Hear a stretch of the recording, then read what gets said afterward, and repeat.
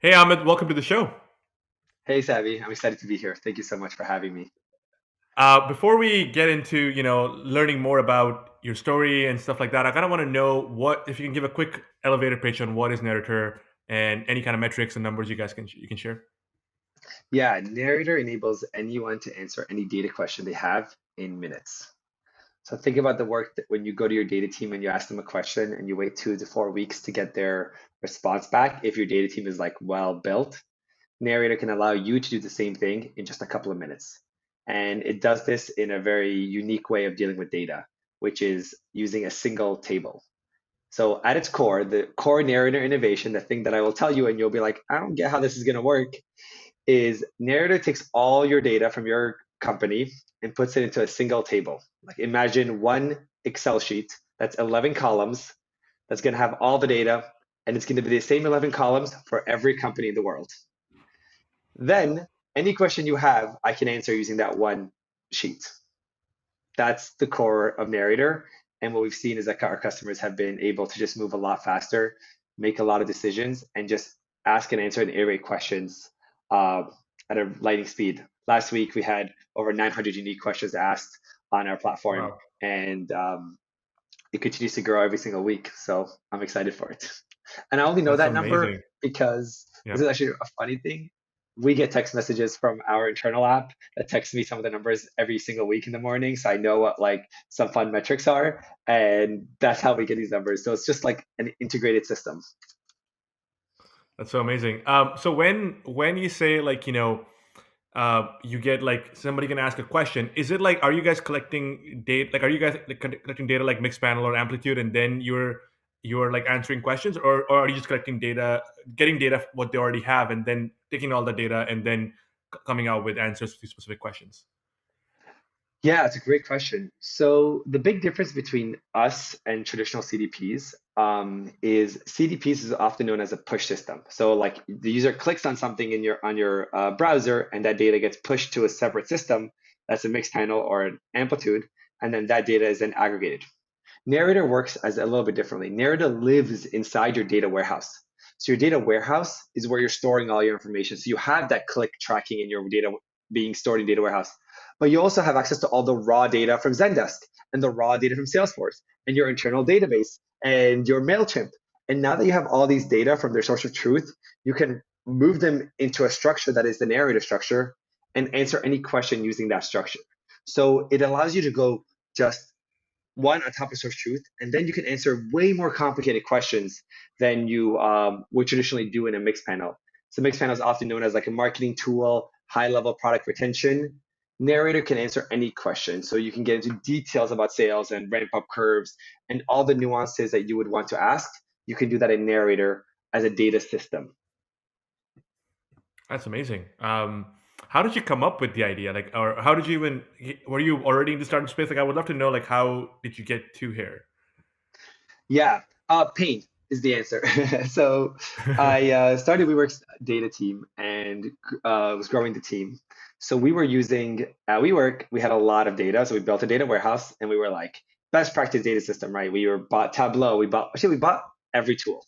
Tableau, Looker, Wave, Domo, like DBT, Airflow, Luigi. We built our own transformation layer. Um, we had so many tools to try to wrangle the data so we can answer questions, and we still couldn't. It was still so hard to give accurate answers, and we kept hiring more people, more people. At one point, it was 45 people, like trying to answer questions, and we still used to have rules. Like these are like rules that I think are so funny. One rule was ignore the first request. If somebody asks us a data question, they're probably like idea, then they send us a data question. Ignore it. Wait until they submit it again, and then we'll do it. And like two, it was degrees from Adam Newman. So how many degrees are you from the executive that, and that's how we prioritized what work we had to do. Because answering a question took a lot of time. And the thing that would happen so often as a representative of data is executives would come to me and be like, I don't get it. Why is it so hard to answer this question? I just want to know if somebody comes on our website and then they call us. Just tell me, look, I came on the website and I called us. What percent of people call us? And then you got to be like, well, that's a really tricky question. It's going to take us a couple of weeks because the web data is in tied to a user, which is a cookie. There's no ID that ties that to a phone call. The phone call data is in Salesforce. Now, what happens if they call 4 times? How do I deal with deduping? Just like it's a mess. Those simple questions that they kept asking weren't so simple in data. And nobody solves that problem. It's just like the nature of the beast. Everyone tells you like that's what it is. And I got so well. I didn't. I Adam and some other executives got so mad at data that they were like, Ahmed, go figure out how to solve this problem. So we went on this tour where I was with Airbnb, Netflix, Spotify, and I was like, hey guys, like, how are you dealing with this? And everyone says the same thing. It's like that's what data is. Like that's how you do it. Hire more people, build more tables, answer more questions that way. Like this is just the flow. Like you can't change it. Yet at the same time, what I noticed was you and I can read a blog about like Netflix data analysis and understand how they did it without ever looking at their data. So like why was data, these data models and tables as the biggest problem data blocking us when we don't really need it to understand outcomes and decisions and analyses? So this came to the idea was what if all your data was in the same format the way you talk about it? Then in theory, you can answer any question with it. Makes sense.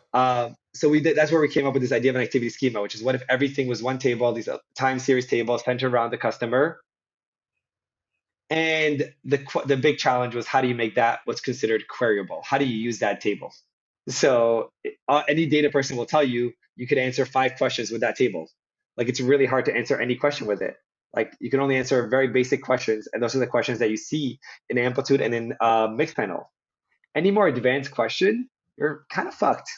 So we spent 2.5 years reinventing how data can be related so that you can use that one table to answer any question.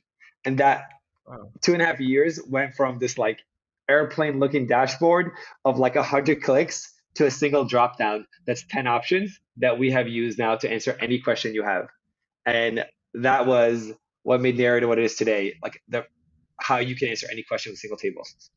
That's amazing. So, what will be an example of that? Like, so, like a use case study. So, let's say, I know this because when I was doing my startup and we were in the social media space, so we had to find what's the magic moment, right? Like, what's that? Like, like how Facebook or LinkedIn had when if you have 10, if you get 10 follow or 10 friend requests in or 10 friends in 7 days, likelihood of someone saying is 90+%, whatever random number, Yeah. right? So, like, how, like, can I answer that question through your platform now?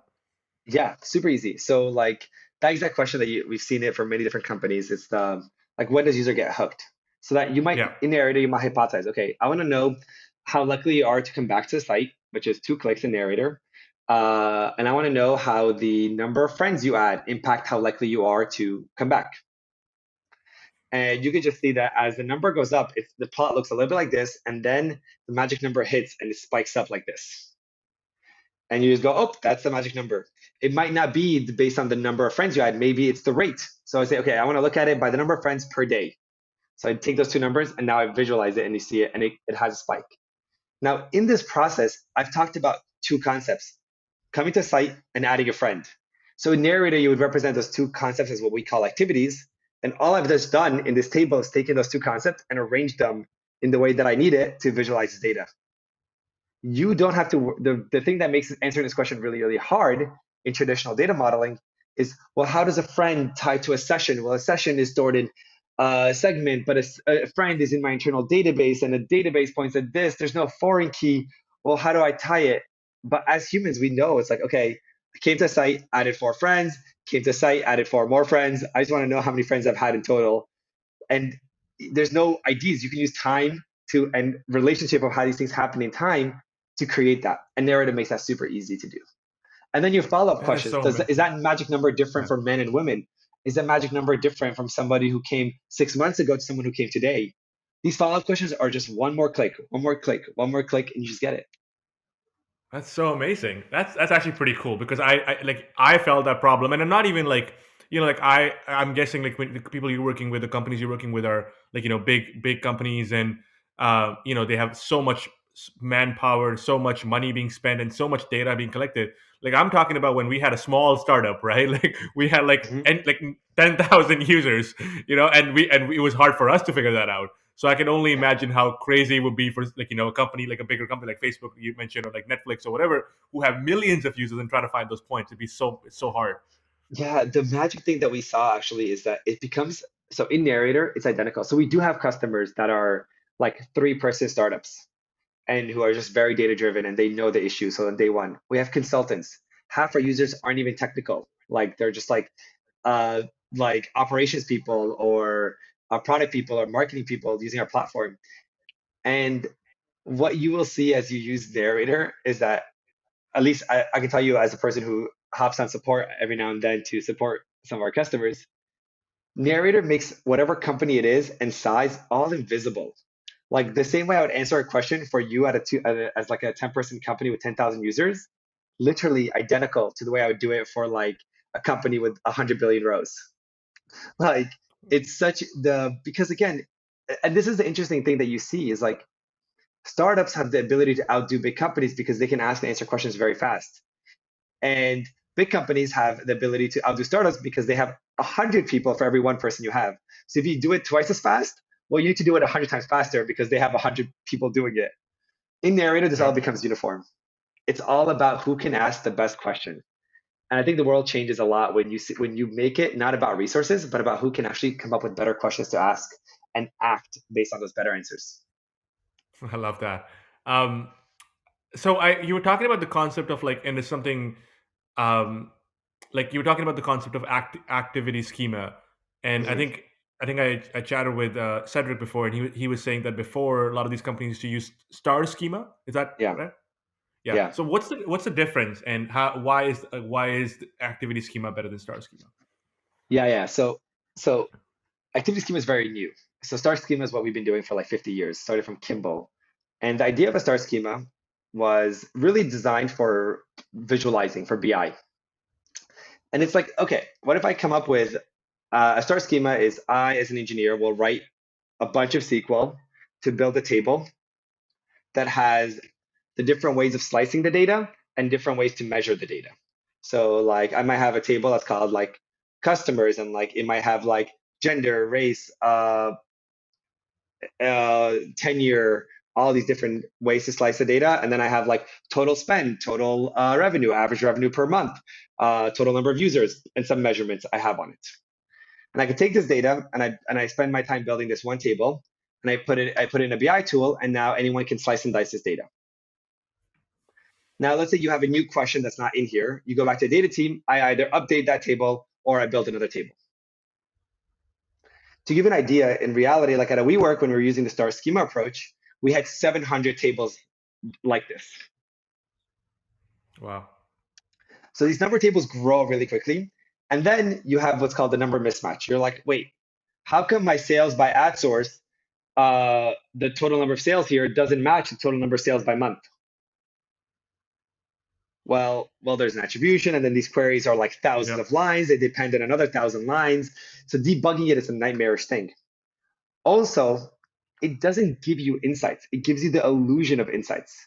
The reason why it doesn't give you insights is because a machine learning algorithm can run through all the combinations of possible ways to visualize this data and tell you what's significant and what's not.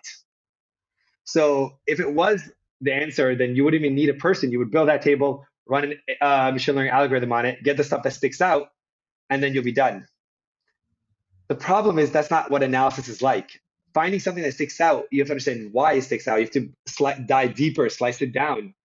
And those things make it really hard to understand those follow-up questions. Like I mentioned, right? You have like your sales data by ad source, and you're like, ooh, well, actually, I want to know if this person comes back and bought within a day. Well, that's a whole nother query. Actually, what about if they come back within an hour? Okay, add a column for within an hour, within 2 hours, within a day, within 6 days. This now query takes like 2 days to run and it's humongous and it's unmanually, and now it's a problem. So just the rigidness of the structure has caused so many limitations, and it requires a lot of manpower and a lot of tools and data dictionaries to explain what these things mean, and then regulation and testing and anomaly detection so you can make sure that these ginormous queries don't break, and it's just a massive system. The activity schema puts this whole thing on its head, which says, whoa, whoa, whoa, let's kind of put that aside. Forget building tables that are designed to answer a set of number of questions. What if I just represent my company as building blocks, as called activities? Okay, so I just say, okay, well, I don't care how you want to look at it. Here's an order. Here's a subscription. Here's a visit a website. And what if I give a tool that enables anyone to take it and arrange it in any question they have? Well, then that question they want, okay, how many people came back within 10 days is 2 clicks. Oh, I want to rearrange it for every 5 days, and I want to add another column to know the difference between it and see it. And you can react and manipulate the data live without having to go back to your data team and rebuild it as structured data and writing SQL. You can just take a really simple structure and rearrange it. The additional benefit is your follow-up questions. Wait, I want to know if those people called us the day before. 1 click versus 4 weeks. So the activity schema just allows you to be a lot more malleable, make a lot of changes, and iterate a lot faster. And it works really well for the natural way of asking and answering questions. Uh, that's kind of like the core differences. There is the core innovation of how do you deal with relating data that enables that Yep. activity schema to work. But what we see is just the shift is monumentous. We see customers asking way more questions than they've ever asked. When we do our POC, we always ask them like, how long take you to answer a question? How many questions are you asking and answering today? And in the POC, will probably will outdo what they've done the entire year. Like I recently was on a call earlier yesterday with a customer, and we were doing our closing deck, and I point to a data person and I say, um, uh, can you actually tell us what it would take to answer this exact question that we just did right now live without narrator? And she literally went, like, never. I would never do that. I would just like, I wouldn't even bother trying to answer that question. Like, you kidding me? Wow. Like, it's not Wow. worth it. So, and I was like, I've been there. I've been a data person who has, I told you, like, first time answering the question, it's not worth it, my time. I know what it takes. And now I'm watching people do that seamlessly, and they're not even data people. So it's kind That's of a, that's that's the value. that's so cool. So what kind of clients do you guys have right now? Like, is it like bigger startups? Is it because you said you guys have all different kind of clients, right? Like, so the reason I asked this as well because I'm trying to understand because it's not automated, right? You still have a manual component behind it. So how does that work with respect to yeah? Like, how do you think about that? Yeah, so we have very different sized companies, small, medium, large, and we have really two big products that we sell. One of them is called the data platform, which is the ability to answer any questions in minutes, and one of them is called Powered by Narrator. So what Powered by Narrator is because Narrator standardizes all the data, you can run an analysis on one company and do your data work on one company and copy and paste it for every company. And even though each company is a little bit unique, it doesn't matter.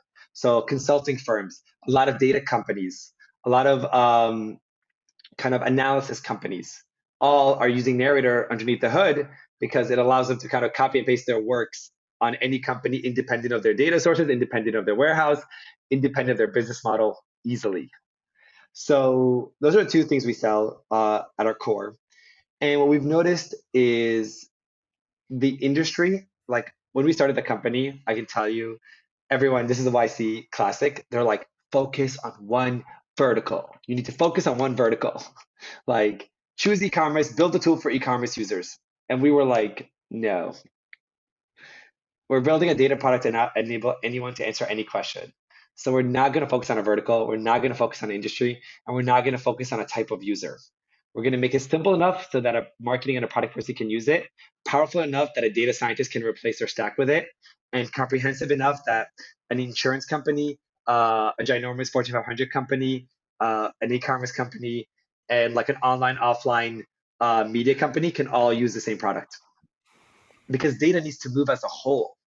Like again, all these companies are using the exact same data model, same input, which means in the future, when we open up the Narrator store, they can share their analyses for other companies. The way that they're looking at data from, like, we see this happening a lot with blogs. People are looking at MLB and seeing like RFM analyses and being like, oh, I want to use that for e-commerce. And people are looking at like missile defense and seeing comment filters and bringing it back to customer support. So by having everyone use the same inputs, you can get that kind of movement as an industry. And you saw that with Salesforce and sales. Salesforce came in and was like, hey, listen, every business is leads, accounts, opportunities, and tasks. That's all you need. And today there's like thousands of things on the Salesforce Stack Exchange that build upon these four concepts to enable any sales team to be better. Why can't we do that with all of data and all decision making? And so I definitely don't recommend it to all people listening to this thing. Don't build a company that's for anyone, for anyone. It's a really hard thing to do. Yeah. But I think for our use case in data and decision making and what we're trying to do with the world, it makes a lot of sense because it does enable more people to make decisions and it does allow us to share those ideologies across different sectors. So we're not telling the e-commerce people that they have to look at data the same way every other e-commerce company does. And if you do, you're probably going to lose the competition because like Mm. those nuance that if everyone's looking at data the same way and you're doing the same thing for marketing and you're all like using the same like platform like Google Analytics, you're just like all working blind and hoping that your product outdoes the other one or you have the same marketing spend on them. And often in those situations, the ones with the most money will win. But if you look at the companies who are succeeding, you'll see that they're actually doing different analyses. They're taking control of their data. They're making better decisions. Now we just need Yep. to enable everyone to do that so that you're not all bucketed into the very classic way of doing with information and working blind. Makes sense. So as a random question, like, so I am an advertiser. I work with a lot of like, startups running their Facebook ads, Google ads, YouTube ads, right? And one question problem that I have is, like attribution, right? Like obviously, Yeah. because it just where the sales coming from. There's so many data points where you know anyways whether that click happened after email, did that click happen, like did they watch the ad first time and bought it, did they come after 15 days and buy it, so on and so forth. Can I answer those questions with Narrator? Oh yeah, those. Oh So our wow. bread and butter is the e-commerce example. So actually, even better than that, I'm gonna blow your mind more.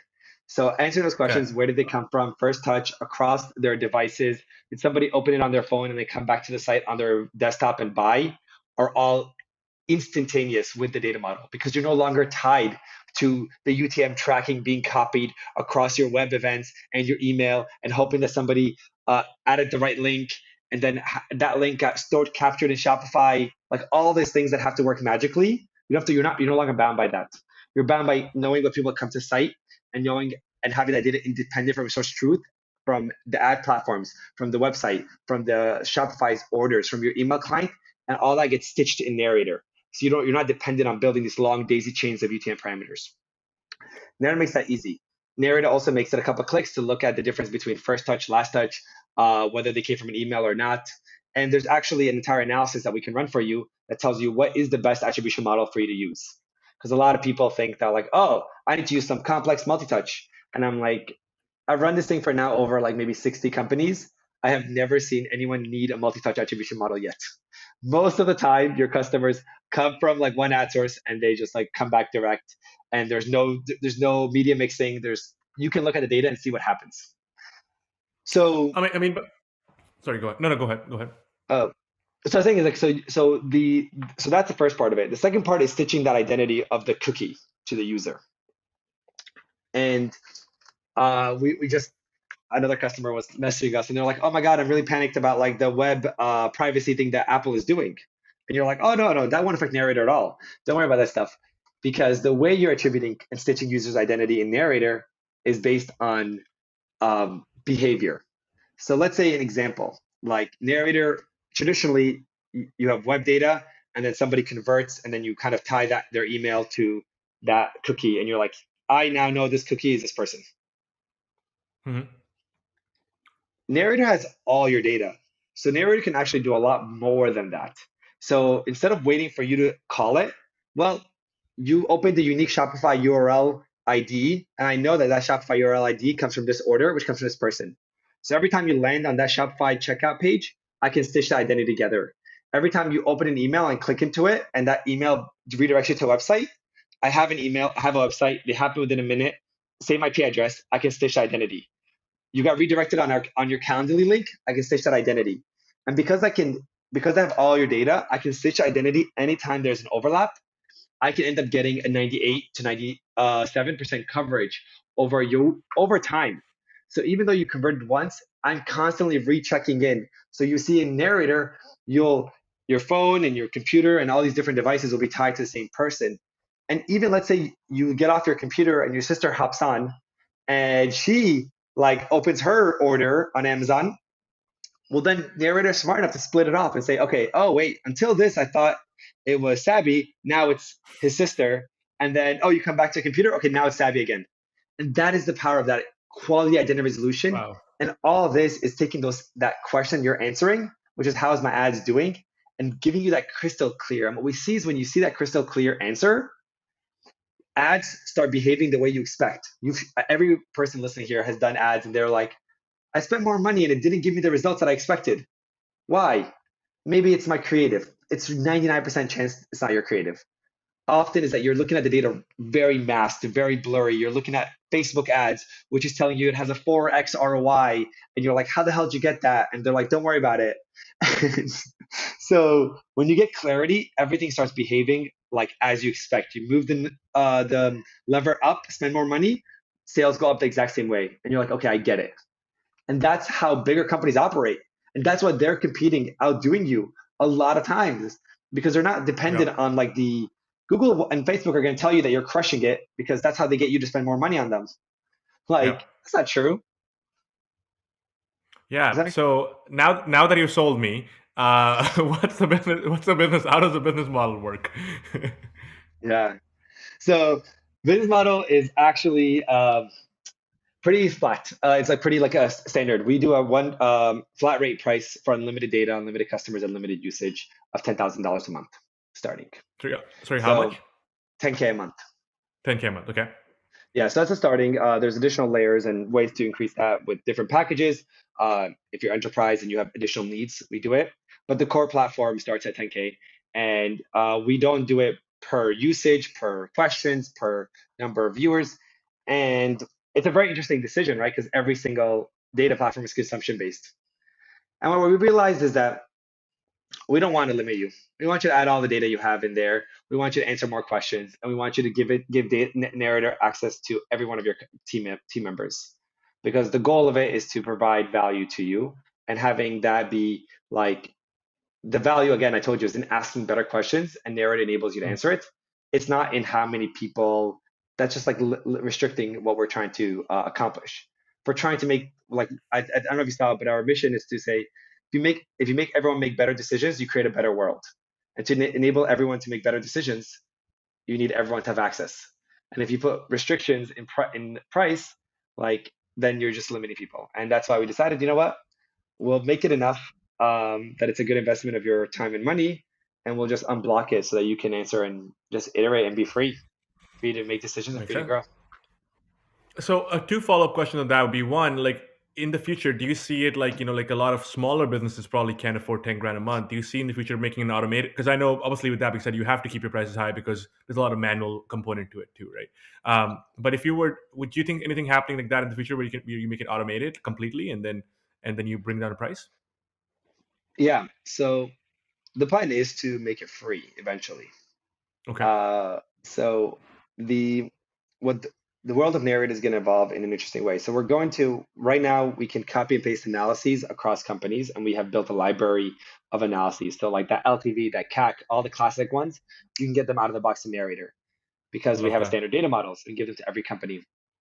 Eventually, what we're going to do is we're going to make Narrator available for anyone to set up for free, and then you're just going to buy packages of analyses, and we're going to have a store where you can sell, buy, like kind of become an app store where you can buy and sell analyses, because the value add is in the intelligent decision making that you do. So smaller companies can get in much sooner and then start using it. The thing that we've actually seen a lot is actually a lot of and early on, a lot of our customers were small. We definitely give a lot of discounts to IC and a lot of discounts to smaller companies. Mhm. Uh, it goes down like a decent amount, but we often like small companies are still the ROI ends up being still very valuable for them. and it sets them up for success. So everyone is you're going to start using data. Data is expensive, and you can go start and hiring people and throw people at the problem, or you can use Yep. Narrator. And we've seen a lot of if you're a multi-time founder, that's our filter. If you're a small startup, is your founder have they done it before or not? If they have, usually selling Narrator to them is easy. They're like, yep, I get it. I'm not going to go through what I went again. I'll buy it. And if they're first time, they're like, wait, why do I need data? And you're like, okay, I'm not going to teach you why you need data. That's a bad endeavor for me. Um, and then go. So that's kind of how we are positioning ourselves and hoping to get it to be more and more cheaper for us. We can bring it for more and more people. That's our goal. I felt like you ran an analysis on that one. Are you a multi-time founder or not? I love that. Literally, yes. We are too analytical here at Narrator. One of my co-founders always yells at me and he's always like, Ahmed, not everything is a data problem. And I'm like, but isn't it? Like we don't You know hire what? product people or marketing people in Narrator. We have no Yeah, designers, no product people, and no marketing people. And everyone that's thought amazing. that that would be a disaster. And our product looks beautiful, it feels really good, and we're continuing to bring ourselves out there. And they're like, "What? Do you need a product person? Who's deciding what to build? Who's designing the product? Who's making it look good?" And you're like, "That's I don't know if you think you need that, but we can measure and understand what the actual value is and start understanding how to Mm, behave." that's amazing. You know what's funny though? When I was talking to Cedric, I was chatting with him and I asked him this question. I'm like, "Do you think that Ahmed tracks data in his personal life? You know, like I'll give you an example. Like, so like I just started getting more into like making sure like, I'm just in 30s. I'm trying to be more health conscious. So trying to like go to gym every other day, right? So I'm kind of like came up with the thing. I'm like I realized for myself that if I put like my weighing machine in my bathroom just because I'm a skinny guy. So like for me, if I just make sure that my weight is going up and I constantly hit the gym, it just correlates that I would be in better shape just because usually I can hit the gym every day, but if my weight is not going up, I'm not making gains because because I don't eat as much or whatever. So I'm like that simple thing of like just having the weighing machine and writing down every day what my weight is it's actually very correlated to how I perform because that gives me motivation, that gives me and I'm like I was just wonder if I am doing this and I'm not even a big data guy, how much personal stuff Ahmed was doing. So yeah, I'm curious. That's What do you track? Do you track stuff in personal life like that? So two things there. One, there's a very famous quote that said, "Whatever is observed will change." So, Yep. like, if you want to make any change in your life, first observe what you're doing. I have an extreme, having done data for so long, and so my background, I don't know if you know, it's autonomous cars and AI. I used to do AI for missile defense for the U.S. government, and I was fascinated for most of my life by replicating how humans think. And the thing that I find the most interesting is understanding what matters. So not all data actually matters. And it turns out you actually need to track a lot less things as you track something, you quickly ask yourself, does this matter? And if it does, then let me continue tracking it. If it doesn't, then it doesn't matter. So for me, like you want to something simple. Let's say like I know I like to go outside at least like every single day. I need to go like do a little walk for 30 minutes. And I can look and observe myself and say, okay, um, this week I didn't walk. Did the outcome, did I feel worse? Is my outcome worse? Okay, I'm gonna do it again for the next week and see if it's a consistent thing. Maybe this week was just a fluke. Okay, I've seen it 3 weeks in a row that when I don't go for a walk outside, I feel worse. Now I know that I need to go for a walk. I don't need to track it anymore that I'm going for a walk. I know that that's directly correlated. I just need to make sure I'm doing it. So I Yep. like to do kind of these observations. Recently, I did something really interesting. I was reading a blog post and went down a rabbit hole of somebody saying why being proactive is really bad. And they were talking about like why you should not be reactive. You should not be proactive. You should be reactive. Which I was Oh, like, this is an interesting. interesting point of view. Yeah. And they were like, well, by being reactive, it means that you focus all your time on things that are the most important right now. So you have a list of everything you need to react to and you need to be coming in here. And the idea of proactivity by definition is saying, okay, what might be important in the future? should I solve now? And do you need to do that? Because if there is something that is more important, then is the thing that's more important in the future more important than the thing that's more important right now? And it's a very counterintuitive way of thinking because we have learned there's a oh, let's not every engineering meeting is like someone's going to say, let's not be reactive, let's be proactive. And you're like, but do we want to? So I spent 2 weeks and I was measuring myself. I would say, I'm not going to focus on anything out that is proactive. I'm going to try to focus on what it is now. I don't feel good. I'm going to work out. I only look at my calendar for tomorrow. I'm going to keep behaving in a way to see if I just respond to myself, would how would things react? And the answer for me personally was a lot better. I felt the Hmm. freest. I was getting a lot more work done. I was actually exercising a lot more. I was able to accomplish more things. And I felt like I wasn't stressed with decision making because I kept not, I didn't kept looking in the future and being like, oh my God, all these things happen. And over time, what I noticed is like, yeah, like uh, that didn't affect me. When it became a problem, it became top of my list. And I was super fresh to be like, okay, I'm going to do it now. And it was an So interesting thing. taking a counter our point to that, I'm just curious on your thoughts. Like, so let's talk about the proactive and reactive. But like, let's take a different example in a different field. So right now, you see crypto booming, right? Yeah. Um, what if like a lot of people, which will happen right now, people would say, "Oh, I want to jump in on this crypto FOMO." So that's being reactive because it's booming, right? I want to make the money in the market or stock market, and when you're jumping in at a very high, but it will crash, and but don't you think it's better to be proactive that way because you're jumping in and analyzing when should I be getting in the market before then, you know what I mean? So I think that so being reactive and proactive is how you choose to prioritize your time, not what you act. So the difference here is like right now you see crypto's going up. I'm like, okay, as a reactive person, I'm gonna say, oh, I should look into it. And at this moment, I can look into it Oh, and say, now it's a priority for me. I don't want to say, hey, maybe crypto will go out in the future, so maybe I should start learning about it every single day. And hopefully when it goes up, no, that's just a lot of stress and unnecessary. I'm saying it's going up got it. now. It's important for me to care about it. Let me dive into it and then make my decision on whether it's worth it or not. And then That makes sense. I've now spiked my knowledge. Yeah. So That's very interesting. That's very interesting. Yeah, that makes total sense to me. Yeah, actually, that's kind of. I didn't learn crypto back before, and now finally, not that I'm investing like just because I'm getting in the hype, but I'm actually learning about it now and getting more because I thought it was a good time to. So I see what you mean by acting part to react. Okay, it makes complete sense. For someone being super analytical, like I am very analytical too. How does that work in personal life with respect to other side, like whether it's like spiritual, running a company? Obviously you need a lot of empathy and emotional towards your people who work for you and stuff like that. How does that tie that in for you?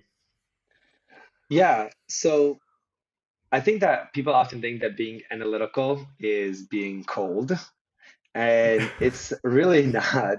So I think that often people who are very analytical are also like traditionally are also very bad at communicating. So like I actively practice communication beyond, I think I studied so much psychology and how to communicate that I hold words so valuable. And if you haven't, every reader read Never Split the Difference. I think it's I'll like the write that down. Bible of how to communicate. It's the most incredible book ever. And what I've realized a lot of the way that I kind of behave with people is independent of like the decision. I can actually listen to them, I can summarize, I can empathize, and I can inform.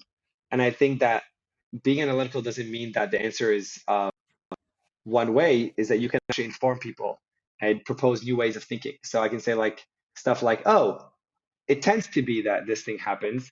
Like, do you feel like you are, because again, everything is a probability. You, yes, 80% of people can behave this way, but you could be part of the 20% who doesn't, which is fine. Like, I Right. think we all try to like move to the average. Like, there's a funny joke that I always say, which is like, Ahmed, you said that the person's likelihood to convert was 80%. How come they didn't convert? And I'm like, because there's It's 20% chance 80%. that he won't. Yeah, yeah, yeah. Like, that's literally what I said. And I Yeah. think that in life, people often information can help you guide your direction. But it's your decision, and we really just kind of are there for the ride. So I look at myself as a leader. My job is to inform, to excite, to motivate, to inspire. Um, it's not to dictate, to guide. I like to show everyone where we're trying to go and why we're trying to get there, and then give everyone the energy and like the resources so that they can get there. And it's nothing to do with being analytical. Just tells me that's my goal. Like that's my point. Like I know that if I get to this point, it's going to be valuable for the company, and that's all I need to do. So I think that people often, I don't know. I like to go out and dance a lot. I like to have a lot of fun, and most people like don't realize that I'm also very analytical. When they meet me, they often think that Yep. like it's goofy. I love that answer, by the way, and like just because like you absolutely correct. I feel that as well for myself. Like I'm on a little bit on the analytical side, so like practice like actively practicing communicating because I'm not as good at it either. So I've been doing that, and I think it's what you said before, right? It's just observing first and knowing where you are, and then just improving on it and just constantly it's a constantly obviously improving, but you know exactly what your strengths are, what your weaknesses are, and then just slowly kind of building on your weaknesses, right? Or whatever. Yeah, No, I that agree makes with you. sense. I always say that it's very hard to be judgmental if you're very analytical. I think people it's very it's appreciate very that. it's very hard to be judgmental if you're analytical. Yeah, because you understand that everything is observed and everything is a probability. So you're like, oh, okay, like you can do this and this can work for you. Like there's no right or wrong. Like everything is distribution. So I'm always like, yeah, that makes sense. Like it's it's really hard to be like, well, there's only one way of doing this thing. You need to be this. And you're like, no, you don't. Yeah, Um, all a game of probability, basically. Uh, it is. Awesome. I want to be mindful of your time. So I want last two questions. One I was thinking about asking when we were chatting about this about the data. So do you guys do you start collecting data once someone signs up with you, or do you collect data, or do you get data of like all the previous data that somebody had? So yeah, so we don't data never leaves your system. So data, one of the benefits of our structure is that you can, because it's your warehouse, you can access all historical data from all of time. You can backfill and upload Excel sheets. It's your warehouse, so it's like a dump of places. So you have all historical, future, back, anything you need in data, you can put there, anything. So it's you can we see customers switching from Salesforce e-commerce to Shopify, and in Narrator everything looks very consistent, even though they had different systems. That's kind of the benefit So, of building a data system on top of their warehouse. love that. So you have the historical data. It's not that you're starting fresh and collecting data like in Mixpanel, for example. It starts collecting events the day you Yeah, kind of set up, kind of thing. Got it. And final question would be because you mentioned, you talked about Adam Newman from WeWork and how like as a CEO or as an executive, they needed the data in a certain way. So what's the right way to present the data to a CEO or like a stakeholder? yeah. So actually, Narrator doesn't allow you to build dashboards for that reason. I have a very strong opinion on how you should present data. And here's the way that I think data should be presented. And if you use Narrator, you probably have already seen the structure. I think data should always start with a question. So we force everyone to start with a question. Don't show information without a question. Make a clear recommendation and takeaways up front. So give what the user is going to learn, similar to what you would do if you're doing an executive summary. Present the information as a story. Okay. So have text information, give them the interpretation of the plot, give them the details about it, then show the data. Don't show the data first. Um, and the last thing is don't use any visualization outside of a line plot and a bar plot. And make sure that your visualization is consistent. If the plot should be read from left to right, make it a line plot. So anything over time should be a line plot. If the plot is showing different groups and how they behave, make it a bar plot. So as you can see, my answer is very, very specific here because I really hold these things very important. And the reason why this is so critical is because misinterpreting data is, if you worked in data for long enough, you've seen so many people misinterpret data, and it's very dangerous. Oh, this number went up, this number went down. Oh my God, month over month. Like the joke I used to always make, which is I banned month over month plots and numbers reported at WeWork because people kept saying, oh, we're up 10%, we're down 10%, we're up 10%, we're down 10%. And they're all emotionally reacting. And it's like, guys, it's called variance and things are just changing. It's going like this. We're moving in general the right direction. Calm the fuck down. So by presenting people information in a question, it frames their mind to focus on a topic. By telling them what they're going to learn, it puts everything they're about to hear in perspective so they can start having an idea of why we're learning this. So they're not looking at your plot going, wait, why should I care? By giving them the interpretation of how to read the plot, you're not expecting them to rediscover and reinterpret the plot because there's a lot of data instantly happening. So by having the takeaway in front, they know what they're trying to get out of that plot. And then you explain to them what it is, and then they're looking at the plot as background. The story being linear, not a dashboard of like 70 things moving, allows the user to just read it in one dimensional in time so that their brain is not being distracted or confused and thinking that these two things relate. Because sometimes you look at a plot, you see two plots next to each other, and you might think that they're associated for some reason or on top of each other, but they're not. They're just like laid out that way. So by having a story that each thing is kind of telling as it's going is important. And by removing all visualizations that are not line and bar plots, you minimize the time it takes to read the data, especially when data is live. That often people love doing fancy visualizations and like, oh, look at this visualization. But those often deter you from the point that you're trying to make. Like anyone who has a plot of the world and they're like, look at all the signals in the world, and you're like, what am I supposed to get from that? And you're like, well, look at the top 5 countries. I'm like, then get rid of this thing and make and show me the list. Top 5 countries with using our product. Give me that information. Don't have me try to Mm. interpret which is the biggest red circle, and now in that circle, where is it? Is that Egypt or is that UAE? That's just unnecessary. And I think that by limiting those visualization restrictions, the user can always easily read them, and they don't have to guess or misread the plot. So those are the things that I think are super, super critical. And anyone who's used Narrator, what they tell you is that their speed of how fast they can read an analysis and take action is just unparalleled because they get what the analysis is. They feel like they heard your takeaway, but they feel like they got there with you because they read a story that helped them get there. Every data point that they read, they easily understand. It's very consistent, it's very simplistic, and therefore they can just understand the points without having to like decode everything they're seeing. And when you get that clarity of information with a clear purpose up front, which is a question, then someone goes, okay, I get it. That was the question I asked. I get the answer. I get what I need to do. I'm going to start acting on it. And that's what we see that's very, very new for data people is that people are actually taking actions on top of our analyses. And we allow them to log it so they can see like lines when they took the action and they can see the plots as they're changing in time, how that's affected by that action.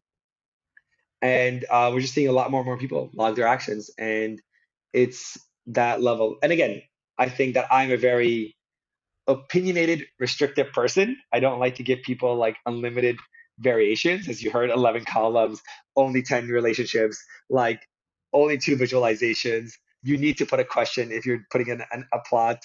Like these things just allows everything to be so consistent so that you just move a lot faster and you spend less time trying to figure out what this fancy building it is, and you like less time building and less time reading and more time acting and more time understanding.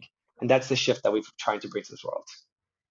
I love that, man. I would love to end on that note. That was a beautiful way to end that question. Thank you so much for being on the show. I really appreciate it. That was amazing, man.